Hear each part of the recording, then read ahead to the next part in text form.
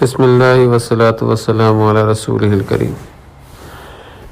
خواتین کے لیے اپنے سر کے بالوں کو اونٹ کے کوہانوں کی طرح باندھنا جائز نہیں، کیونکہ حدیث شریف میں اس کی ممانعت آئی ہے اور فرمایا گیا ہے کہ جو عورتیں اونٹ کے کوہان کی طرح بال باندھیں گی وہ جنت میں داخل نہیں ہوں گی اور نہ اس کی خوشبو پا سکیں گی۔ اور پھر فرمایا کہ اس جنت کی خوشبو اتنی دور سے سونگھی جاتی ہے لیکن وہ بھی نہیں سونگھ پائیں گی۔ وہ یہ مشکات شریف کی حدیث ہے۔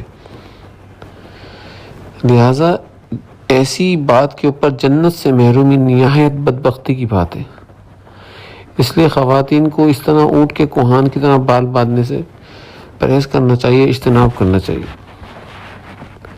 حضرت مفتی رشید احمد لدھیانوی صاحب رحمۃ اللہ علیہ فرماتے ہیں کہ عورتوں کو بالوں کا جمع کر کے سر کے اوپر جوڑا باندھنا یہ جائز نہیں ہے۔